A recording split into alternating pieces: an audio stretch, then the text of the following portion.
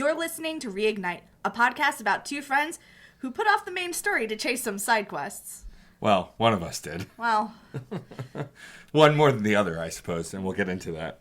so there's not really much to summarize. We're just going to talk about the different DLC, downloadable content that we did, different side quests that we did or did not do, and I think that's all we're going to discuss. I appreciate you explaining what DLC stands for, but also if you're listening to this podcast and you don't know what DLC stands for, like, what are you doing here? Don't be a jerk. Not everybody speaks English as their first language. Okay, fair. I wasn't considering that. I was talking to most of the stupid Americans who I love. Okay, so let's talk about Bring Down the Sky first. Okay. So Bring Down the Sky is a additional bonus content where you... how does it start? So essentially, I think you just have to land on the planet. Yeah. Oh, no, you get a mission from Harkin, I think, to go investigate it, Who? I thought. Harkin? Isn't that the name of the... Hackett? Hackett. Harkin is someone completely different. Oh, yeah, Harkin's the drunk in the bar. Yeah. Why did I go with Harkin? I don't know. Hackett. Admiral Hackett, Hackett. I believe, sends you there once you've downloaded the DLC. So this was the only piece of paid DLC back when it was on the Xbox only. I believe since then it's been released as just free DLC for anyone who has Mass Effect 1. They don't actually charge for it. But you get a mission from Admiral Hackett to go investigate... I forget the name of the planet. Do you remember it off the top of your head? It's like X-57. Something like that. Yeah, it's not a planet. It's an asteroid. Right. There's a asteroid with a science station on it. Right. So you land on this asteroid and you learn that it has been seized by Batarian terrorists who are planning on sending it directly down to the planet below and to kill millions of people. Yep. So you have to shut down the engines, thrusters, Rockets. You have to shut down the thrusters that are moving the asteroid forward. So you just drive around the planet doing this. There's one station where it's surrounded by blasting caps, so you have to approach it on foot. Yep. There's a station where you clear it out, and as you're leaving, you get confronted by one of the terrorists, not the main one. No. Someone who works for the main one. Yes. How did you resolve that? So I just convinced him that whatever he's doing is not worth getting a bullet in the head, essentially. Were you Paragon or Renegade? I did go Paragon, but I essentially I pretty much communicated, hey, if he's paying you at all, it's not enough for me to kill you or try to kill you. You should probably reconsider. Yeah, I also convinced him to back off, and he gave me some helpful advice. Yes. Which was that Balak is not merciful. Yeah, Balak's not going to react the way he did. Right. So you are in contact with Kate Bowman. I want to say her name is. Yeah, one of the scientists who is being kept captive by the head of the Batarians. Well, at first she's in hiding. Then she gets right. She gets prisoner. discovered as you continue to communicate with her. Yeah. Something really interesting happens that Shepard overhears. Kate Bowman is discovered. Yeah. She's discovered by the Batarians, and Balak says to her, tell me who's shutting down the thrusters, or I will kill this person. Yeah. And you find out later that that person was her brother. You don't find it out until you meet her in person. Yeah. But at the end of the mission, but yeah. But you do hear that that person gets shot because Kate refuses to tell where you are. Yeah. Because you're helping her to save the people on the planet below. Right. So the thing that I think is interesting is I've talked about the trolley problem before. Yes. The trolley problem is you are on a trolley with two diverging paths. On one path, there's one person where if you take that path, you'll kill them. On the other path, there's four people. If you take that path, you'll kill them. You have a lever in front of you that will decide which path you take. Which path do you take? Right. And the path that Kate took was the one person. Right. Sacrifice one to save many. Yeah, but the problem changes when you add personal relationships to it. Yes. It's less straightforward, and she still made that choice, which is impressive as far as resolve goes, and not something I think I could do. Yeah, it's very difficult. I don't think that I could do it either, depending on who it is. And we also don't get a sense of the difficulty because we don't really know exactly what's happening. It's treated as we are only presented with the information that we can get over the radio. They don't give you anything else beyond that until, again, you rescue them and meet them in person. Us as the player, we see the scene right. where someone is shot. But you're only conveyed the audio information based on what you could hear, even though you can actually see it, which is interesting. And then, so you continue to clear out the different stations where the thrusters are. You can, at this point, also pick up a side quest from another scientist whose name... I'm terrible with names in this DLC because they don't stick around very long. Kate Bowman does come back in 2. Right, but the other gentleman who is like the head of the team... I can't remember his name either, so you're not alone there. But I know who you're talking about. But you encounter him, and he begs you, there was a research team out and about when this all went down on the surface of the asteroid, and for you to find them to see if they're still alive. And it turns out none of them are. None of them survived. But you have to find their bodies. Yes. And it's one of the only side missions, I believe, on the planet. Yeah. The asteroid. And so you can do that, and you can do it post main story on this DLC, because that's actually how I completed it. Because he hangs out and stays behind to make sure everything is resolved, and also meta to allow you to complete that quest. Yeah, I did it before the final aspect of this mission. Yeah. I just drove around the map in a grid search looking for all the things I needed to look for. And that's how I discovered the pirate radio station, which is my favorite thing about this asteroid. Yeah. Because why do you need a pirate radio station? Maybe they weren't allowed to have a radio station. I just think that's so silly. It was very Radio Free Roscoe of them. Yes, very much so. But yeah, I did the same grid search pattern, and I was annoyed too because I miscounted in the text of the mission. Oh yeah, it was how many you were on Discord with me when I was playing it. I thought I had gotten everybody. I went back to the dude, which is all the way on the other side of the map, and he said, "Oh, did you find everybody?" And I was like, "Well, that's not what you're supposed to say. You're supposed to thank me for finding everybody." And then it turned out I missed someone, and so I had to. But I had already driven around most of the map. So I had to then do a grid pretty much of the entire map again. And then I finally found the last body, went back and completed the quest, which I think only gets you some credits and maybe some weapons or something. Well, actually, I was about to ask you this. What did you ask for? Because you can get Quarian armor. You can get his Omni tool. Oh, that's right, yeah. Or I think you could get a weapon. Yeah, I asked for his Omni tool. I asked for his Omni tool, too. And I gave it to Tali. I kept it for myself. I was a biotic, so I didn't need it, because I can't use it. Because I have a preamp, or whatever it's called. The biotic amp is what I can equip. Yes, it's amp, I think. So I couldn't use it, but I equipped it to Tali, who can use it. Yeah, I kept it for me because I'm a sentinel, yes. And I'm selfish.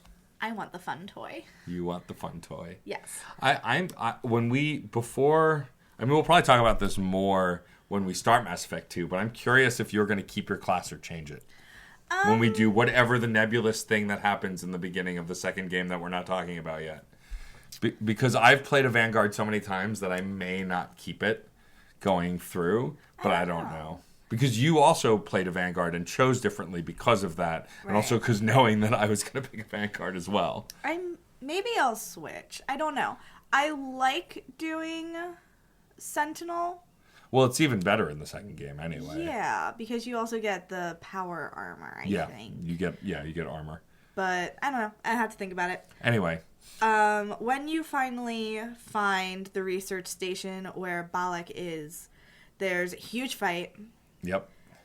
And then, one of the largest scale fights I feel like you've had in the game. Yeah. Because the space you're fighting in is circular and fairly large to the point where I kept thinking I killed everyone and was still getting shot. Yeah, and then someone would appear and you'd be like, I was there 5 seconds ago. Where did you come from? For those who have not played the DLC or have not played Mass Effect 1 at all, since there are some of you out there, the room is very circular, not unlike kind of like a giant Senate chamber or something. Like, it's just really large and round, but there are multiple levels, 2 to 3 levels, where people can fire from, one above and one below if you're on the main level. Yeah, and then I went up to the top level, so it was just people shooting up at me. Yeah, and then there are these little, like, containers that people are hiding inside of as well. Yeah. And there are rooms leading off of on the levels as well. Yeah, there are little, like, hallways and alcoves. So it was I don't want to say a difficult fight. It was a time-consuming fight. It was. It dragged a little bit, it felt like. So once you finally clear everyone out and you have your talk with Balak, you are presented with two options. You let him go, or you sacrifice your science team that you came here to save and kill him. And kill him. You kill him, and then he because he has essentially a trigger device that if you kill him, they all die. Right. Actually, before we get to that real quick, let's just talk about Balak's motivations. Yeah, so humans have not treated the Batarians very well, notoriously. No one well, actually, the yeah, Batarians well. it's more that no one is. They're considered third-class citizens in this game. Like, they are treated very poorly. They are assumed criminals. It doesn't help that Batarians are often synonymous with the slave trade in Mass Effect. They are not the only ones that participate in it, but they are the primary ones from our point of view. Yeah. And so essentially he wants to dish out treatment that is equal to how he feels his people have been treated. Right. Essentially creating this terrorist act to kill so many people on the planet below as like a wake-up call to take the Batarians seriously. Right, because I think a great deal of Batarians died in an Alliance skirmish. Yes. And he wanted to get revenge for that. I think it was about the Skillian Blitz. I think so, but I'm not positive. Or was it about Elysium? One of the major battles, a lot of Batarians died. They were sacrificed, and there was a lot of slave labor and all of that stuff. And so he's just trying to strike back, essentially, because he feels his people were wronged, and he's not necessarily wrong. His approach is not right, but his feelings are not necessarily misplaced. Yeah, as weird as it is to say, his feelings are valid. Cool motive, still murder. Yeah, still murder. And so after that, you get this monologuing from him. He presents you with this choice. You could either let him escape and save the science team, or fight him, and when he dies, they will die. Because there's no way you can fight him and save them. Right. Actually, I think he might trigger it, like, as soon as you say to him, like, no, I'm taking you in. Yeah. So I think that's what happens. I chose to let him go. Same. Because I couldn't let him kill innocent people in front of me. But also now I know who he is. Mm-hmm. And the Alliance will hunt him down. Yep, that was my logic also. I can't recall if in the second game there's a follow-up mission with him or not. Not in 2. Okay. Is there something in 3 with him? There is something in 3 with him. I didn't remember that.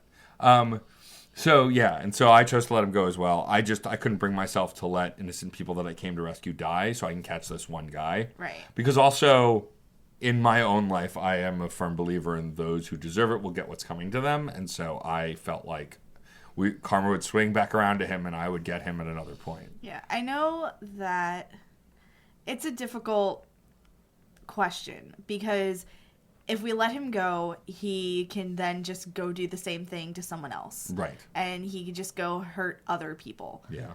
But the hope is, because we now have his number, so to speak, we can be on the lookout for him. Like, he is now no longer a nameless terrorist. We know who he is, what he looks like, what his MO is. I have to believe that the Alliance will put out the equivalent of an APB and keep an eye out for him. Right.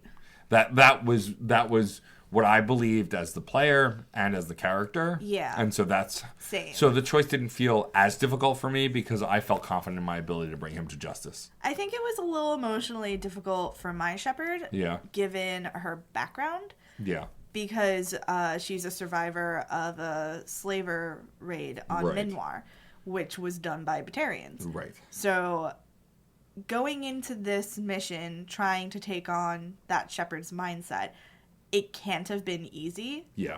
To be confronted with people who look like the people who killed her family. Right. And I mean, in general, Shepard is fairly aggressive towards Batarians. Yeah. out of the gate without a second thought, regardless of backstory. Yeah. Because when you encounter the first set of Batarians that you get to speak to, he's immediately aggressive and threatening, essentially. Like, there is no polite question asking with these enemies, at least. This is one of the reasons why I am excited about some Andromeda stuff that's happening. Mm-hmm. Because in Kat Valenti's book, there are Batarians, and they are not portrayed in this way. That's nice. So there's starting to be a turnaround on the way they're portrayed. That's good. It's a shame there are no more games. I mean, you never know. There may be more books. That's true. I'll take what I can get. No, that's It's fair. not a lot, but I'll take it. That's fair. That's legit. And you know what? Maybe we can spark interest in the games. Maybe there will be a turnaround. We can only hope. Right now, BioWare is working on releasing another giant MMO-style game. So Blah, blah, blah. who knows where their attentions will go. But yeah, and so we both made the same choice. Of course, then we rescue the science team. We talk to Kelly and find out... Kate. It was a K. I was close enough. Stop being so cavalier. I don't remember names. I'm bad with names. I'm gonna write you down a cast sheet, so to speak, so right. you know who everyone is. For 2, I'm gonna need it. Oh, because God. there are so many characters. We're gonna have to set up a whiteboard next to our table, so we can do a character web. Right. But anyway, we talked to Kate, and that's when you find out that it was her brother, and you try and console her, but she is pretty steel-willed. She's pretty, stoic. Yeah, that's the word I'm looking for. She doesn't really show this need to be consoled. She doesn't seem very fragile, which is it's really cool to see a female character portrayed that way in this game that you rescued, that needed rescuing, but isn't a damsel in distress. Right. She's grieving, which is understandable and relatable. But she has some sense of agency, which is nice to see in sci-fi, especially. Yeah. I like Kate Bowman, and I'm glad that we do see her again. Yeah. She's another character that I wish more had been done, but... Yeah, I mean, when you have a game the size of these games, you can only do so much before the game, becomes 100 hours long. Yeah. Let's move on to Pinnacle. Ugh, Pinnacle Station. So Pinnacle Station was also DLC. I believe it was free DLC, to my knowledge. I don't know. But I don't remember. But anyway, it's free now, that's for sure.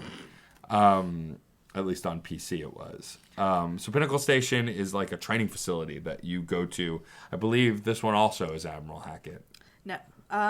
He tells you about it. It's not him at the facility. But all the DLC essentially has a 1 or 2 line, when you go to the galaxy map, the Alliance says, go do this thing, which is your way of getting the quest, essentially.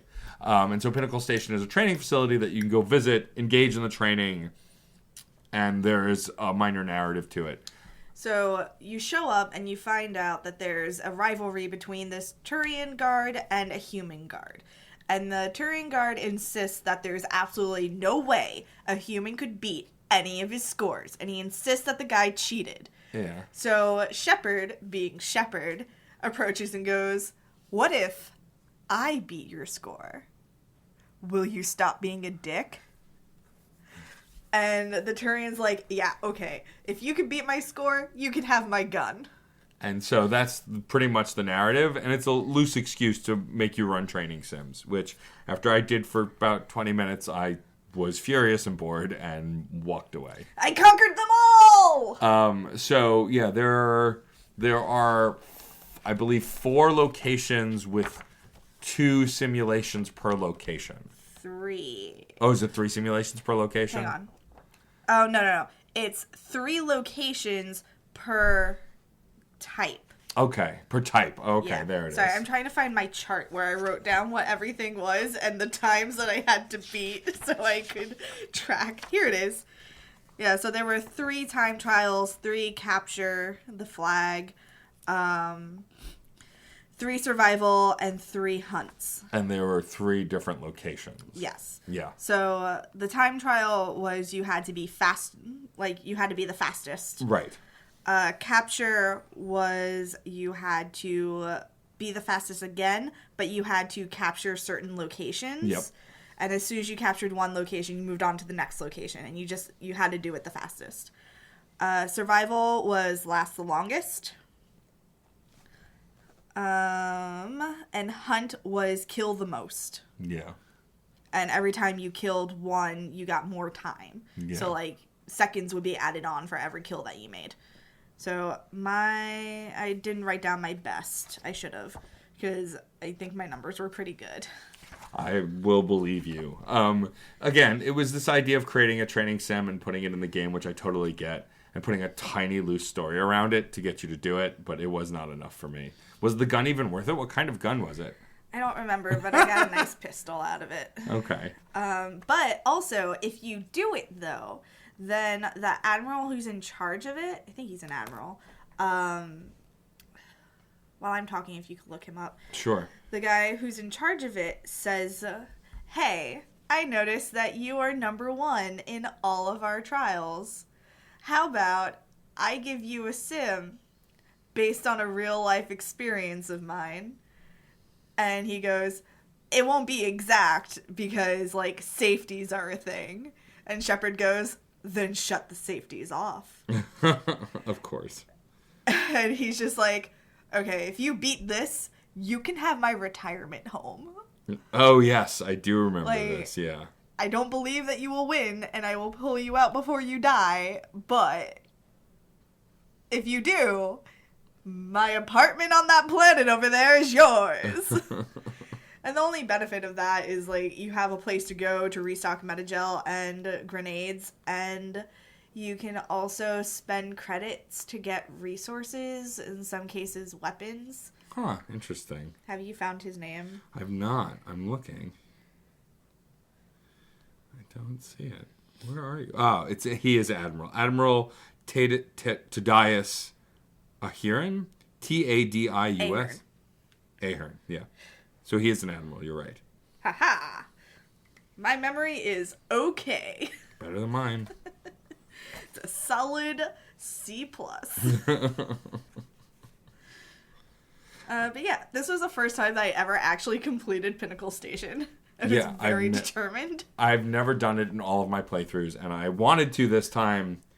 I was also feeling pressure because I was playing right the day before we needed to record, and I had other things to do. Like, I suppose if I had managed my time better, I probably could have done it. And because I also haven't, as you'll see when we talk about the side quests, done as many side quests as I would have liked, I'm going to try and be better about that in the second game and be more thorough. Yeah, Matt and I compared which side quests we did that we have not yet discussed on the show.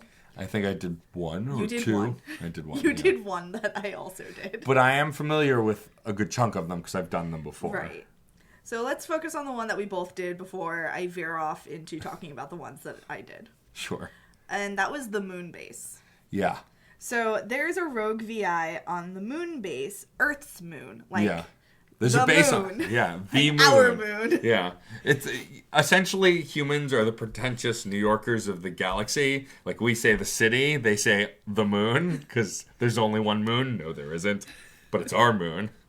Same idea. It's our moon, and that's the important part. Right, that's so true. There is an Alliance training facility on the moon, and they have a VI for training purposes that has gone batshit. Yeah, and so you pretty much have to break into the station to take him out. There are 4. Yeah. 4 or 3? I think it was 3. 3? There are 3. So Yeah. there are 3 like little stations in a triangle. And Yeah.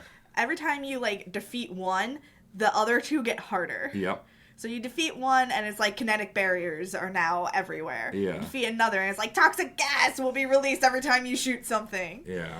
And the thing that kills me is that when you finally destroy it, it releases a binary code.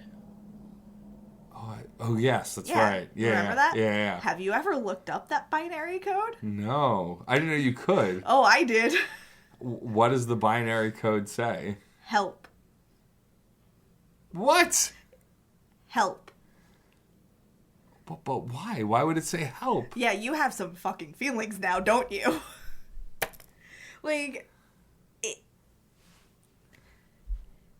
why would anyone say help? Because they're in danger. They need help. Why would a non-sentient items say help? Because someone programmed it to. Or it can't. The VI is not just a VI anymore. Oh, crap. It was an AI. It was becoming an AI. And it was scared, so it went rogue. Yes. So, spoiler for the next 30 seconds. Skip ahead 30 seconds if you don't want to know. That VI becomes Edie. What? How? Okay, we'll get to that. You must have gone down a rabbit hole to find that. I remembered it. It's a conversation that happens in 2. Really? Yeah. I don't remember that, but I'll have to. You know what? In my previous playthroughs, I might not have done it, and that's why I didn't have the conversation. Mm-hmm. Interesting. Mm-hmm. There's a lot of stuff you learn. Huh. I learned a lot of stuff this time around because I was very diligent. Right, yeah. I wasn't diligent enough, and I will live with that. For example, I learned that there was an actual purpose to the trinket that Shaira. Got the vowels mixed up. Shaira gives you on the Citadel when you first meet her. If you don't remember, Shaira is the consort that you meet with. Yeah, she gives you a trinket that I always just ignored. We both did. And I did this time again, apparently, but it serves a purpose. What's the purpose it serves? So remember that planet we were on with the monkeys and you killed a monkey mercilessly? It was an accident. I backed up over him. I couldn't see him. And then you got out and shot one. I was annoyed. They annoyed me. Anyway. Never gonna let you live this down. Thanks. So on that planet in a, south corner, there's a giant pyramid. Okay. And if you approach this pyramid, you get an option to insert trinket from Shaira. Okay.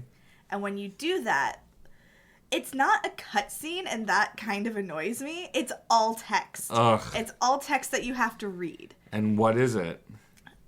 Shepard gets kind of sucked back mentally and relives moments of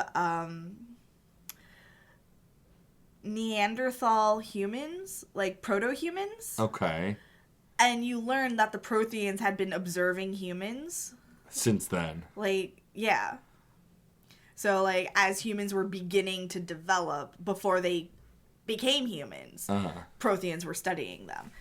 So you got to relive a moment of a Neanderthal person. Okay. Interesting. And, all the text said that, you passed out, you relived this, and when you woke up, your squad mates were there to be like, are you okay? And then they helped you up. I really wish they had fucking done a cutscene with it. Yeah, that's really lazy to make that all a wall of text. That bums me out. Why did you do this to me? Why even put it in the game? I wonder if it'll come up in the later games, though. Because maybe. We've never done that before. Yeah, maybe. Maybe that is a thing that I will learn more about in 3. Maybe. Who knows? So yeah, that, blew my fucking mind. The fact that we're both still discovering stuff in this game that we either don't remember or never did before is kind of amazing to me. I'm sure there are plenty of people who've completioned it that did 100% of everything, but I don't think I've ever done 100%. I've done 100% in the second game just because consequences, and we'll get to that. But the first game, I know I haven't completed everything there is in the first Mass Effect game. I feel like in the first Mass Effect game, there's a lot of little pockets that you can easily miss and don't impact things in the grand scheme of things. Right, and they don't direct you to, per se, either. Right. So you just kind of find them. Yeah. Yeah, so that's that. Let me go through my notes real quick. So there's a lot of instances of run-ins with Cerberus. Yeah, they're in the first game. They're just essentially a. They're a pro-human terrorist group. Yeah, and you don't know much about them other than that, and that they should be stopped. Yes, and also they do some shitty things like experiment on people. Yep. Experiment on aliens. Yep. I think Admiral Kahoku was killed by Cerberus agents, actually, now that I think about it. He was an admiral that was on the Citadel Presidium trying to get information about his lost troops. Yes, I remember that. Yeah. So Cerberus is just, like, up to a lot of shitty things. They're trying to figure out how to control the Rachni. Yeah. They're trying to figure out how to make the Thorian husks work for them. Yeah, the funny thing about Cerberus in the first game is, like, they're there, and you can interact with them, but you really have to look for those missions or want to do them. You could complete... The reason we're bringing up Cerberus is because they play a big part in the second game. We'll go over that when we get to it. But you can completely miss them in the first game. Yeah. And I think my first playthrough, I probably did. I only knew to look for them in post playthroughs because of how integral they are to the second game. I was actually watching someone else's playthrough of Mass Effect 2 today for fan fiction writing purposes. Uh-huh. And, yeah, there's moments where a character says to you, like, you have history with Cerberus, so I understand if you're upset. Yeah. So I wonder if he would say that if you haven't pursued them history. at all. Yeah. So. I mean, you were also in the military a long time before the player becomes you, essentially. Like, you only play a small part of Shepard's current. Like 10 years, yeah. Yeah. And so it's possible that line may still be in because you may have had a history before you were in the driver's seat of Shepard. That is a possibility. Yeah. Let's see, some other side quests. There is a cult side quest where a bunch of biotics are worshipping a man named Father Kyle. Who's essentially a powerful biotic who... No, he's not. He's a normal dude. Oh, that's right. But they believe that he'll, like, bring them enlightenment and grow their biotic abilities or some nonsense. Basically, like, he just believes in them. And, like, that's it. He just believes in them. And he, like, treats them like he's their children. Yeah. It's... Like, he's the shepherd of their flock. It's not necessarily bad, but it's creepy. I mean, it is bad. They get very possessive of him. Yeah. And that's why Hackett sends you there. Yeah. Because he says, this can go bad real fast. Yeah. And also, Father Kyle is actually guilty of some crime. So, can you, like, get him, please? Yeah. Like, get him out of there so we can arrest him? And Hackett's concern is that they'll all die for him. Yeah. And he doesn't want these people to die. Right. But he also doesn't want any terrorist activity to happen, which could very much happen. Right. So you go in and you have the option of fighting your way through and killing everyone anyway. Or you can talk. Yeah. Kind of schmooze your way through and not do it violently. Yeah, diplomacy is the way. So all you have to do is say, like, I would like to speak to Father Kyle. And Father Kyle gives the okay, and you tell him, hey, here's the deal. You come with me, no one gets hurt. You don't come with me, I cannot guarantee the safety of all of the people you claim to care about. And Father Kyle agrees to come with you. He goes willingly, which at least shows a testament to his character that he does genuinely care about these people. Yeah, and I thought that was really important. I like when there are these moments where I don't have to fight my way through. Well, yeah, especially because a lot of the missions at the end of the day, humans are the bad guys. Yeah. And which I get, but, you know, it's just after, like, the third or fourth fight through a base filled with human mercenaries, it's like, how many times do you want to do that before you're tired of it, essentially? I want to jump to another mission on the MSV Worthington. This is a situation where you cannot talk your way out of it. Yeah. You don't get the option to do that, and it made me kind of upset because you discover that there's a man in a vegetative state.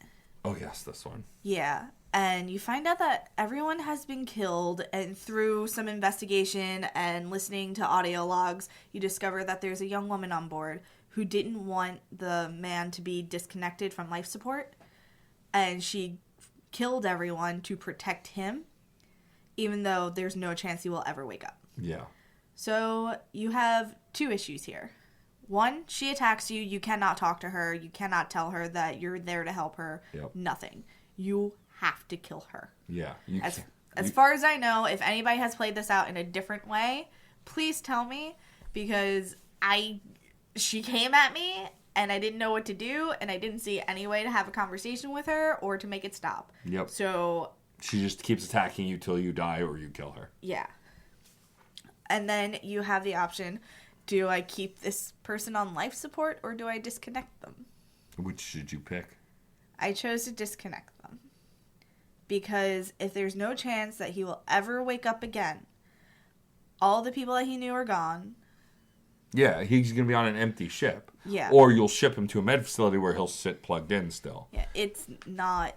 I don't think you even have that option. Well, I'm sure you don't. I'm saying if you let him live, that's likely what'll happen, but I don't even think the story goes that far. Yeah. So I did disconnect him. Because also, personally, if I'm ever on life support, please make sure there's definitely no chance of me ever waking up. And if that's the case, disconnect me. Yeah, but also a doctor, I feel like in those situations, is never going to tell you there's zero chance. There's always a chance, which is why people have fights about that stuff. Yeah. I just don't think that I would want to, live my life that way. I mean, I know I wouldn't, but I also know that if the roles were reversed, I don't know that I could pull the plug on my own spouse. That's so, valid. Yeah. That is valid. Yeah, I will say that the first game did have a lot of moments of, ride or die, essentially, where you could only fight your way. I mean, there were tons of things that you could talk your way through, but there were some side quests where it's just fight things, they all die, you win. So, jumping again to another mission where it's a mix of fighting and talking. Okay. There is a man named Toombs who is responsible for a bunch of scientists going missing. Mm-hmm. The thing all these scientists have in common is that they were stationed on Akuz. Okay. Which is where Thresher Maws killed an entire unit. Right. And my shepherd went through that. Yes. And was the sole survivor. Yep. Except for this guy. Apparently this guy was also the other survivor. Except the scientists found him, were like, oh great, you survived. Experiment time. Yeah. So which he took a little personally. He has PTSD. Yeah. He is constantly reliving that trauma.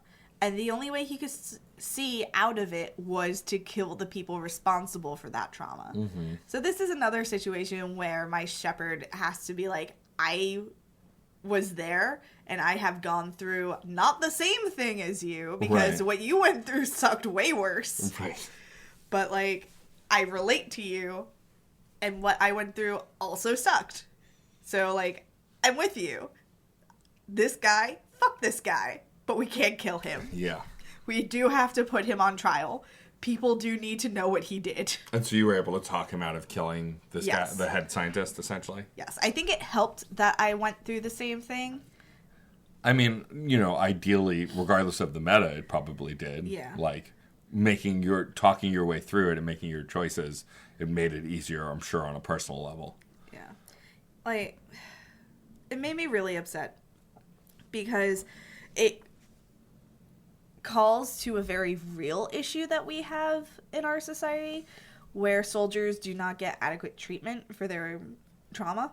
Correct. I have family members that suffer PTSD, and people in their lives also suffer because there's not good enough treatment for it. Yep. I used to be very close with somebody who drank to drown that stuff out and made him almost impossible to be around. It's damaging. Yeah. And then it just damages everyone around them, too. And no one's really to blame except for, our screwed up government. That's a whole other podcast, though. I know. But what I'm trying to say is it is not the person's fault. No, of course not. I mean, that person still killed people. Yes. So he's not innocent either. He needs to be held responsible, but he also needs treatment. Yes, correct. Both.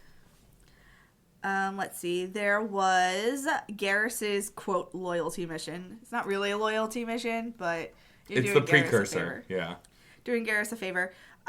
So we've talked about this a little bit, where Garrus tells you about some defining moment in his career at CSEC. There was this doctor who was growing organs inside of people. Yeah. He was a monster. It was Criminal Minds worthy bullshit.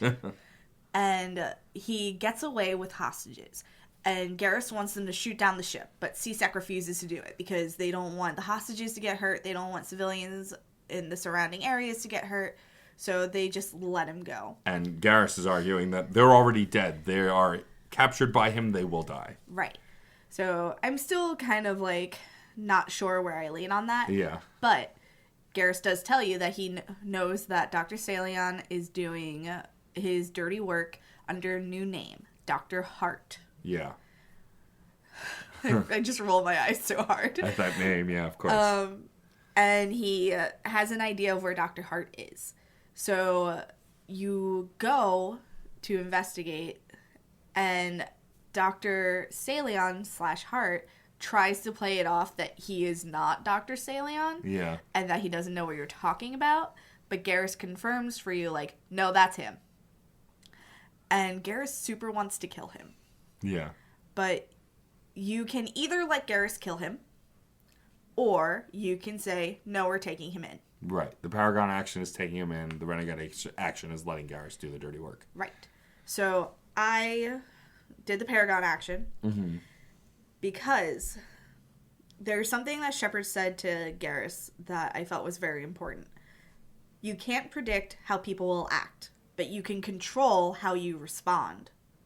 Salion died anyway because he refused to be taken in, so he had to be killed because he attacked us. That's the difference between murder and self-defense, though. Yep. So I think we did the right thing. Sure. I think you're also saving Garrus from himself a little bit. Mm-hmm.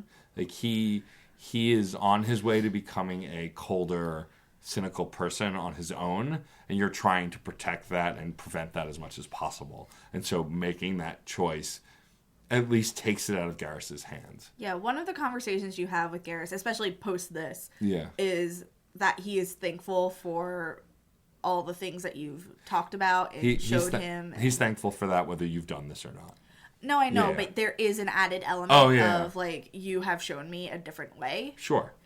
And because of you, like, my life is different. And if you give in to that, a moment like that with Garrus, you're kind of sending him backwards a little bit. Yeah.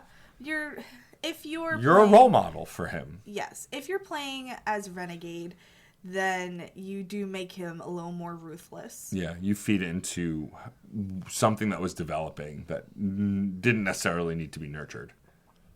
Let's see what happens with him in Mass Effect 2. That's true. We will see. Let's see what else. Thresher Maws are terrifying. Yeah.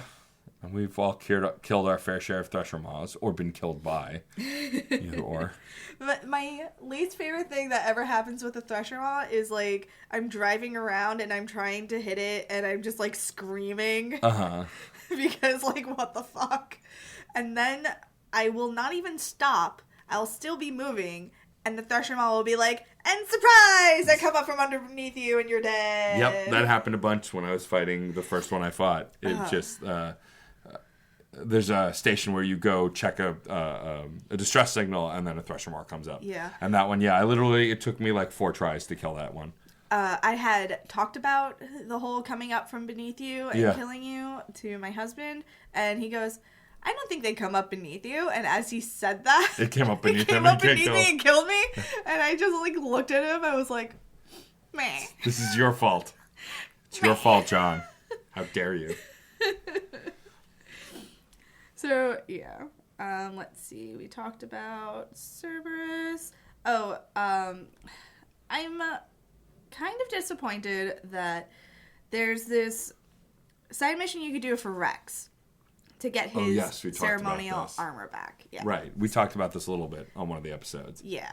So you could do this, and there's, like, really not much to it. You just kill a bunch of people Rex gets the armor. There's a text box. They used a lot of text boxes in this game. There were limitations. They were working their way around. And the text box says something about Rex having a wistful look in his eye.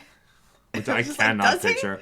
Does he? Does he? Did you write that because you have no idea how to make Rex look wistful? Because I don't know how to imagine him looking wistful. What does that look like? What does a Krogan being wistful look like? Is it that gif that's mixed with a chameleon going, heh heh heh heh heh? That's my favorite gif. I know it is. I love that gif That's so why I much. brought it up. I'll use it for everything. But yeah, I was disappointed that there wasn't a little bit more like conversation to that. Yeah. It was just like, and we killed everyone. Here's your armor. Yeah, pretty much. But the benefit of it was that you didn't have to do Paragon or Renegade options in the talk with him later. Yeah. And that he was not going to die no matter what you did. Yeah.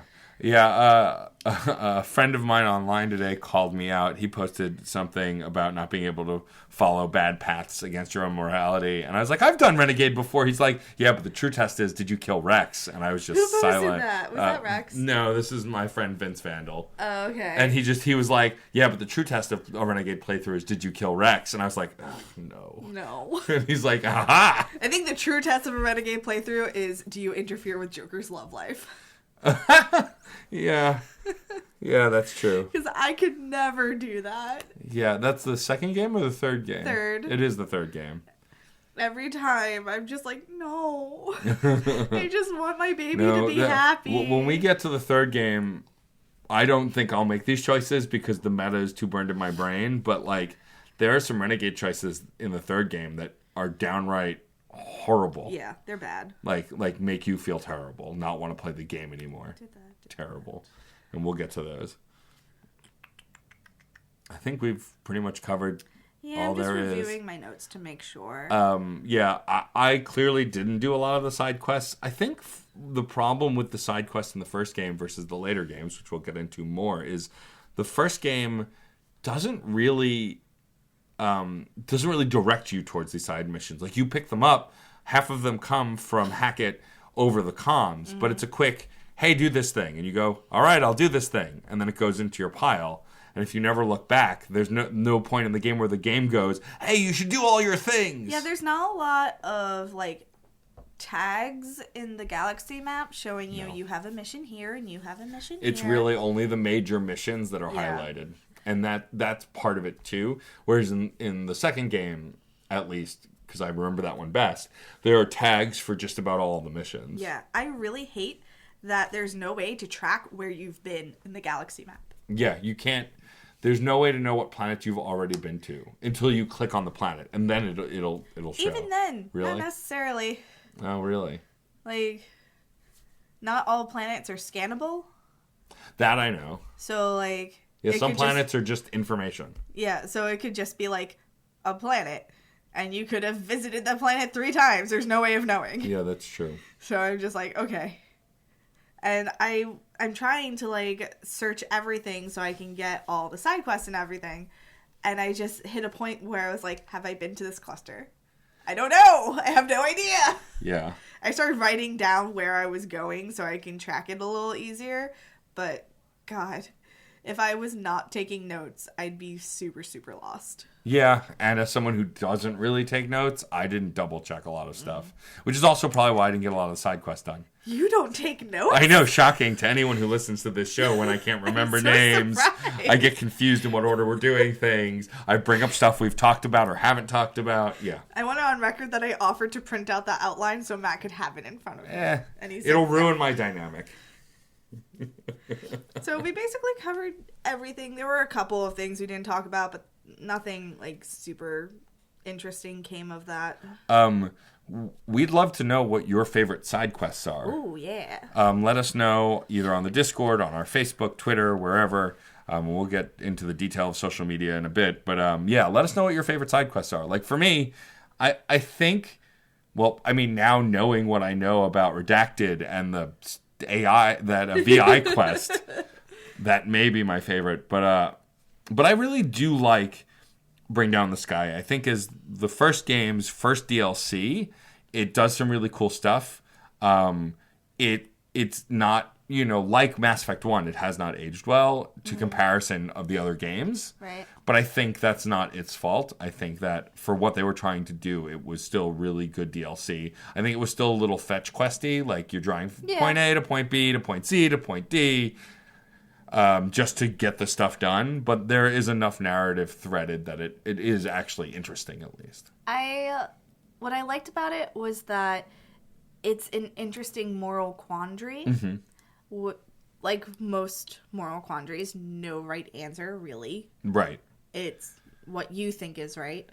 And I know that John, my husband, who I respect very much, took a completely different line on it. Yeah. Because he didn't want to let Balak go. Yeah. And it was more important to him to prevent the loss of life in the future than to worry about the scientists now. Yeah.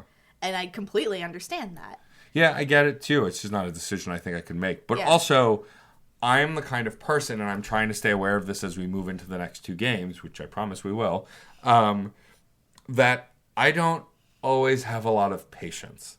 I am a compassionate person, but when dealing with stuff that is repetitive and keeps coming back, I am less patient. And with people I know who are a particular kind of heinous, I also have less patience. And so I'm curious if that'll affect my playthrough in the second game, because again, in the second and third game, there are a lot more reaction-based stuff than in the first game, where you don't really get to think about what you're doing, you just react. Yeah. You pull a trigger, and the trigger can be a diplomatic action or a renegade action. Yeah, but you don't know what those actions are, you just know that you will take a Paragon or renegade action. And that feels more true to life, because in stressful situations, we may react and do things that are completely out of character. Though we did agree that if we pull a trigger and then we think to ourselves, actually, I don't think I would have done that, we can go back. We can go back. It's the only time we'll allow that. Yeah.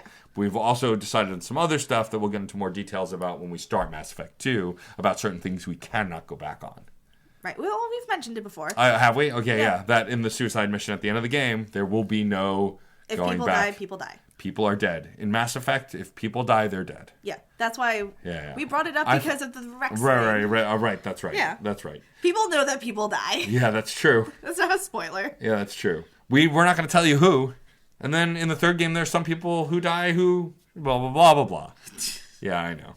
There's always death in Mass Effect. It just happens, guys and gals and non-binary pals. It's as constant as taxes. I mean, yeah.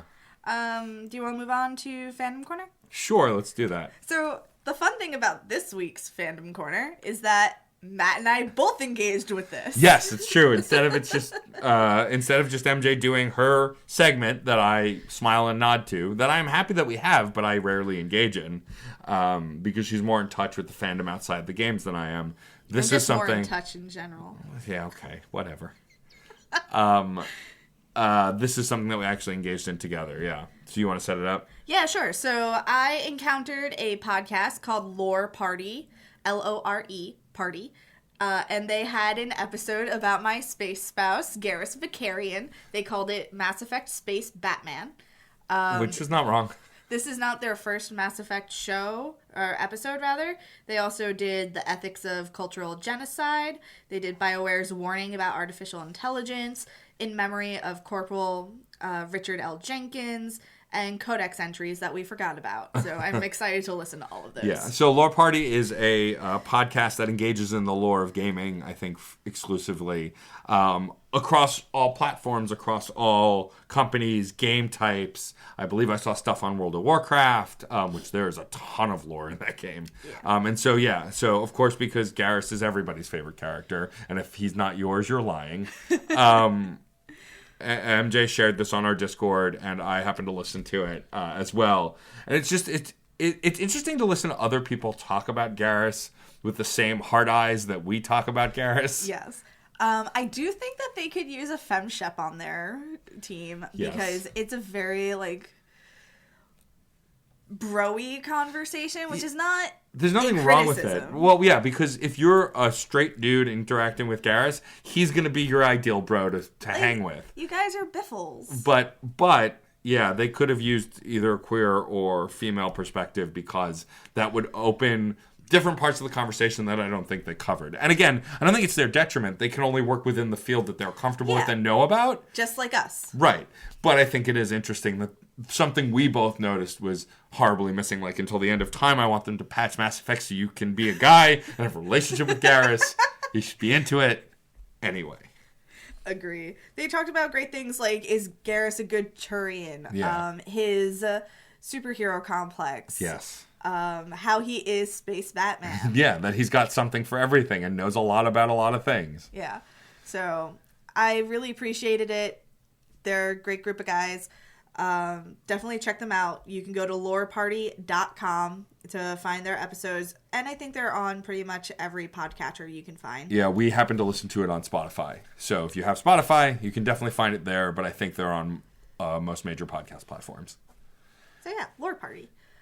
Look, we did something not about Tumblr. Hey, high five. Yeah. Okay, next is our new game that I can play this time. You can play this time.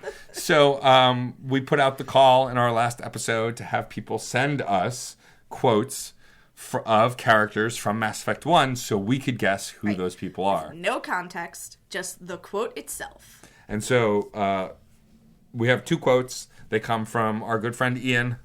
Friend of the pod. Friend of the pod, active on the Discord. Our morale captain. Our morale captain, who I've called out now several times. And he apparently likes all call-outs, good, bad, and different. He just likes the attention, which I can relate to. You're both good eggs. We are good eggs. So we're going to play the audio of the quote for you. We're both going to guess. And then we are going to look up the actual answer.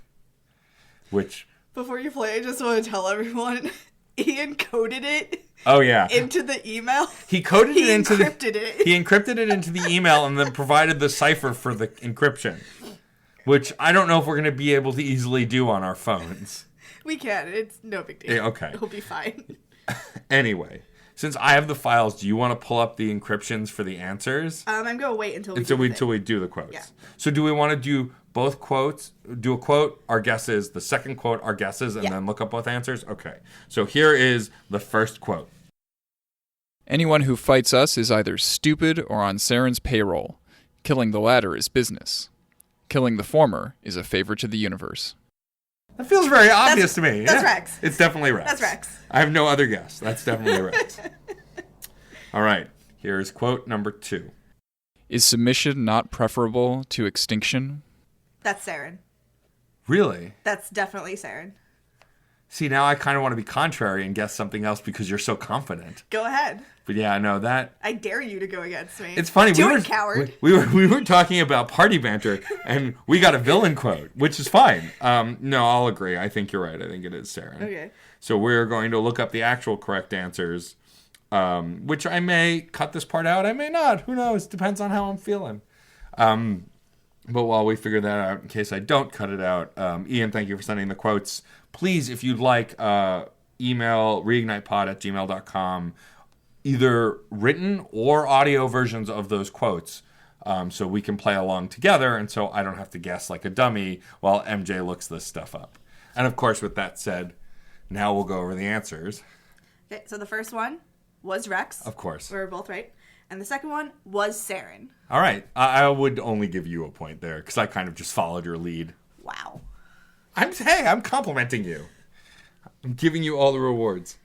Well, thank you, Ian, for submitting those. That was fun to play along, but next time, don't make them so easy. Love you.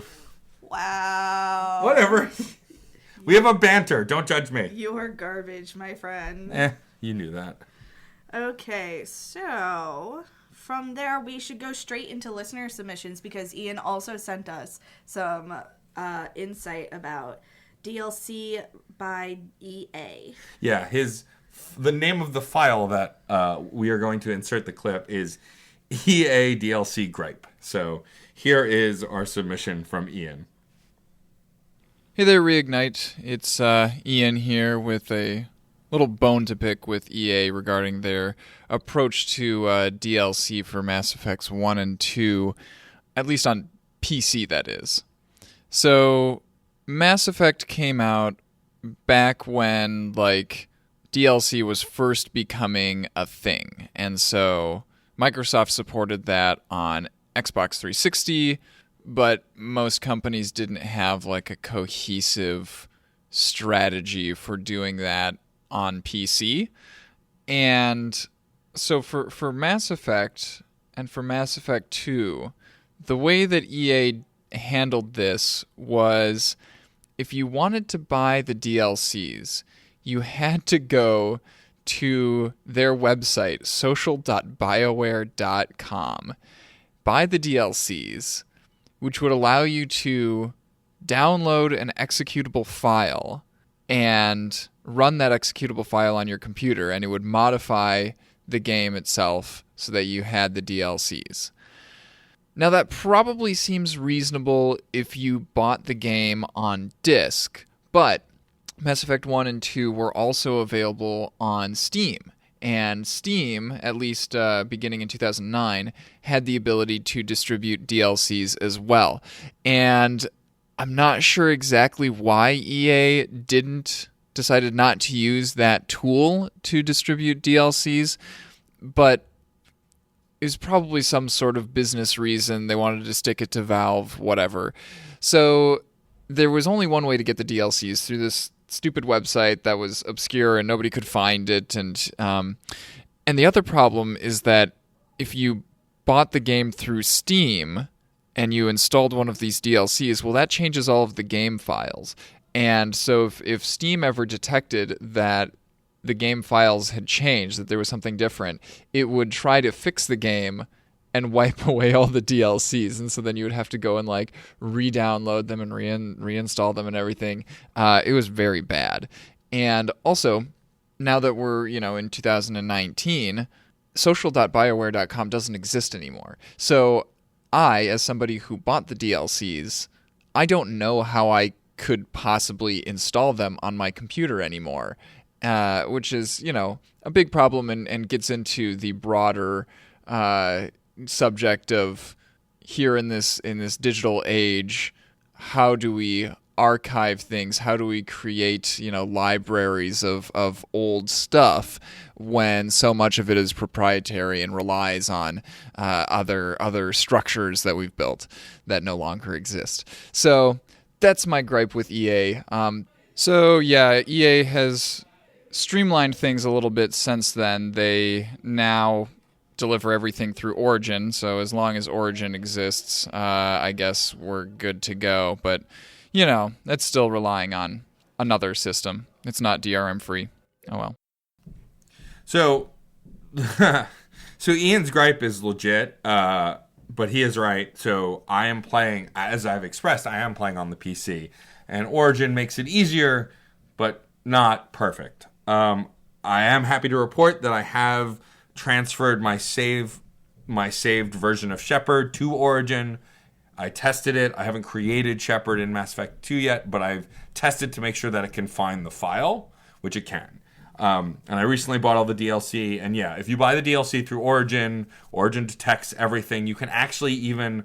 I bought my copies of Mass Effect 1 and 2 on Steam on sale, and you can transfer your copies of the game to Origin. Origin will accept the files. So that was really cool to see. And so that solves that problem to a point. You can only get Mass Effect 3 on PC on Origin. It's not sold on Steam. So there'll be no issues with integration there, I assume. But yeah, that sounds like a pain in the ass. I know when I was trying to download and install Bring Down the Sky, I had to jump through hoops. I had to download it off a forum and then install it on Steam and add the files to the folder. So yeah, that sounds like a huge pain in the ass. As a console gamer, this problem is like a bear complaining to a shark that its knees hurt, to borrow a quote from Jeff Jock. Yeah, this means nothing to me. I'm so sorry. That sounds like a headache, and I would hate it. Yeah. Well, yeah, because you played it on the Xbox. I introduced you to the games on the 360, which is what the game was originally designed for. The first game originally was only on the 360, and then came to PC later, and then everything else after that. There was even a Wii U copy, I believe, at one point. Either Wii or Wii U. But yeah, Mass Effect was on Nintendo towards the end of its life cycle.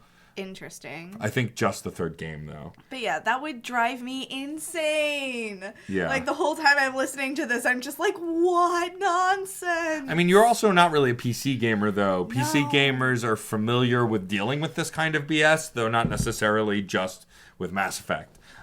So I think my dad put me off PC gaming with how intense he was. Like, okay. he was just very intense about it. So, like, every time I try, He was also intense about everything. I just don't care. I try, and I'm just like, meh. You would be a perfectly fine PC gamer, perfectly capable, I believe. But thank you for that, Ian. If you would like us to play your audio clips or read something, a gripe you have with the Mass Effect franchise, please send it to us at reignitepod@gmail.com, and we'll either read it on the air or, in this case, edit in the audio clip itself. Yeah, please send us your thoughts. We are two people with similar viewpoints, and if you don't agree with us, if you did something differently, we want to hear about it. Yeah, we need some detailed Renegade playthroughs, folks, because we did not get the job done. I feel like we need to hire other players to just give us the perspective. Well, who knows how 2 is going to go. I know. I feel like I think you may be a stronger Paragon in 2 and 3 than I am, but we'll see. We'll see what happens. I am salty. You are very salty. So Mostly because you're a human, and humans sweat, which is salty. Sorry. You're fired. You can't fire me. My husband's nearby. I could replace you very easily. You can't fire me. He doesn't own audio equipment. You need me. At least for now. Let's jump into reviews. Yes. So we're only going to do one review today because it's a big one. Yes. It's from our friend Hoppler, who lives in the Faroe Islands. So you can't see it if you're in the U.S., so he was very nice and emailed it to me. Yeah, because of the region we're in, we cannot see the review on iTunes. But So- it's there, which means we might have other reviews we can't see. It's possible. If you're from not America and submitted a review that we can't see, please send it to us. Yes. That'd be amazing. Okay, so Mass Effect is by far my favorite franchise of all time. As such, I was stoked to find a podcast dedicated to it. And the host focusing on what Mass Effect means to them is a conversation many of us have had with fellow fans of the series. Specifically, this podcast has a high focus on sexuality, morality, and individual identity. I cannot say I agree with all of the host's opinions, but they make well-articulated arguments and make their case well. Drawing on personal experiences, though at times the arguments can be a little repetitive. This is a rarity, though, and in general, they speak from the heart on a multitude of social issues, found both in-game and in our own society. The hosts are engaging to listen to, and genuinely seem excited to share their opinions and experiences, and in general, they are a pleasure to listen to. They do sometimes make mistakes in the lore, though. It is relatively rare, and most of the time will be corrected by their co-host. I would recommend this to almost any fan of the series, and generally people interested in these topics. Thank you. That's a very nice review. It is a very nice and articulate review. Like, you know, we have friends who are just like, it's great, which is fine too, and we appreciate any review, but we are human, and we do make mistakes, and people on our Discord are not shy about calling us out on it. But yes, we're glad that you enjoy it, Hoppler. This is a passion project for both of us, and I'm excited and daunted at what the future holds for the rest of the series. Also, please totally call me out if I keep saying your name wrong. I have auditory processing issues, so I could have heard it completely wrong. And I'm just hoping I'm saying it right. And if not, yeah, please correct us. We're fallible. You know, I try. Also, I'm coming from a place of leaning on my experience with the game since I've played through it 8 other times. But the reality is, my last full playthrough was at least 5 years ago, maybe more. So I don't remember everything. And so, but I'm glad you enjoy it. Thank you for sharing that with us. We always appreciate kind words from our listeners, as you are the ones we are doing this for. I mean, we're doing it for ourselves also. But Yeah, I'm doing this for no one but me. that's true. You're a little more egomaniacal than I am, though. I like talking about what I like talking about, and I won't apologize. Fair enough. Ooh, can I do this next bit? Sure. I have something very exciting to announce. Screen Snark, Matt's other podcast where they talk about movies, is now joining the CPOV network, which means I have someone else to talk to. Her name is Rachel, and I think she's great. Rachel is very great. Yes, now 3 of my 4 podcasts that I currently do are on the network. I'm fairly confident Autographs will never transition, as it is not specifically nerdy, but who knows. Yes, thank you to Ben, Addie, and Case for approaching me and Rachel about it, and Rachel being super eager to join the network.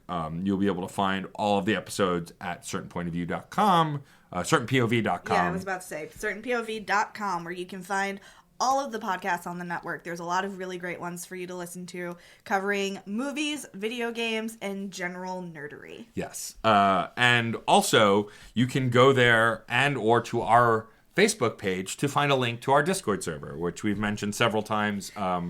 Everyone is very exuberant on it. I've had the other hosts of the other podcasts tell me how jealous they are of the Reignite channels because they're so active on those channels. That said, a lot of the folks are active on the other channels as well, but we definitely do have the longest and most active running conversation on our chat server. So that's because as a Gryffindor, I barge into people's lives and say, hey, we're friends now. Yeah, that's true. This was mostly your doing. I adore and feel like I've created genuine friendships with a lot of the members on our Discord, but that said, it was definitely MJ's doing. Yes. So join the Discord, join the conversation. You can talk about anything from gaming to movies to other nerdy stuff. Podcasting, if you want to talk about podcasting, we are actually trying to create a system where we can assist other podcasters to build out their setups, to record with us, to work with us in a studio. So please, even if that's just your interest, please join the Discord to discuss that as well. You can follow us in other ways. We are on Facebook, Twitter, Instagram, Tumblr. That's it? I believe so. Cool. So we're Reignite Pod across the board. Yes. Definitely talk to us on Instagram. I post 2 screenshots a day. And with the occasional post about when we have, like, actual episodes out. Yeah, that too. But, like, you can kind of see what our journey has been like. It doesn't line up with the episodes. No, we're about an episode and a half behind, I think, in screenshots, something like that. MJ manages most of that. We both take the screenshots, but MJ manages the posts. And yeah, we try and share our perspectives from POV in the game itself. I want to shout out to Rude and Not Ginger on Instagram because we had a little bit of a conversation on whether or not Caden is a Hufflepuff or a Gryffindor. For the record, he is definitely a Hufflepuff. He's a Hufflepuff with Gryffindor moments. Yeah, but I feel like a lot of Hufflepuffs in the canon of Harry Potter are that. I mean, okay, that's a completely different podcast. We're not talking about it this time. Fair if enough. you would like to know how I would sort every character in Mass Effect, hit me up. Yeah. I'll tell you. She'll tell you. Like, literally just send her a message. She'll tell you. She'll tell anyone. This is how I make all my friends. Yeah, I know. We're benefiting from it, so I have no complaints. Yeah, I think that's everything. Yeah, this has been really fun as we get closer and closer to closing on Mass Effect 1. I'm excited for what we're doing next. I'm excited and daunted about Mass Effect 2, but we'll get to that. Same. But our next episode is actually, we're going to feature an in-studio guest. I'm very excited. A longtime friend of mine, Nelson Lugo. Actually. What? Is that what we're doing for our next episode? Oh, right. I think we were going to do it's not an episode of Reignite if I don't get something wrong that MJ corrects me on that I don't edit out of the episode. So I feel like it's true to form. Yes, actually, our next episode is the postmortem episode that we're doing. And then we are going to, after that, have a guest to talk about the Mass Effect series. Yeah, I'm just looking at the calendar to make sure that I'm not wrong. You're not. I mean, we're recording those episodes back to back, so essentially it could go in any order. But yeah, we're going to do a postmortem on all of Mass Effect 1. Essentially, it'll probably be a shorter episode just talking about what we loved, what we hated, and then maybe some changes we would make, things that we would do differently, decisions we might have made differently, things like that. Yeah, then we're going to have 2 guest episodes, and we're going to do a one-shot. Yep, the D&D one-shot, which we've been talking about. D&D in the Mass Effect world. I'm very excited. As always, we want to thank David Boyle for creating pretty much everything related to Reignite. Yes. I do want to say for anyone that's curious, we will start Mass Effect 2 on April 4th. Yes. That's when the episodes will start airing. We may start playing before that, but that's when the first episode will air. So as I was saying, thank you, David Boyle, for creating everything Reignited related. I mean, it's really just the logo, but, like, it's huge. Well, soon we'll have another thing. We'll have other things. But yes. I can't wait to reveal that. Thank you for creating that. We, like... for those who haven't seen Case's giant smiling face holding 2 t-shirts with our logo on it, that's on our Instagram and our Twitter. Of course, thank you to Dan Bull for the use of his song Mass Effect Rap, which we use the intro to as our intro and closing. I've been a longtime fan of Dan Bull. If you like raps, and specifically nerdy raps or emotional raps, you should go check out that Brit. He is awesome. But that's it for us. I thought you called him Bread. No, Brit. Brit. He's a Brit. We have Brits who are fans. Not Bread. He's not Bread. I Am Bread is a whole different thing. That's my day. Thank you, as always, for listening. I've been your host, Matt, a.k.a. Stormageddon. I've been MJ. And this is our favorite podcast on the Citadel. Do you like movies? Any movies. Old movies, new movies. Bad movies. Sad movies. I'm Matt, a.k.a. Stormageddon. And I'm Rachel Corky Shank. And together we host Screen Snark, a movie podcast for movie lovers by movie lovers. It's a podcast dedicated to the movies that are in our eyes, on our minds, and in our hearts. Featuring guests of a wide selection of entertainment backgrounds, performers, writers, creatives. So please join us for the casual cinema conversation every other Monday wherever you get your podcasts. And follow us on Twitter at @screen_snark, and we'll see you at the movies. All right, we're supposed to do that bit together.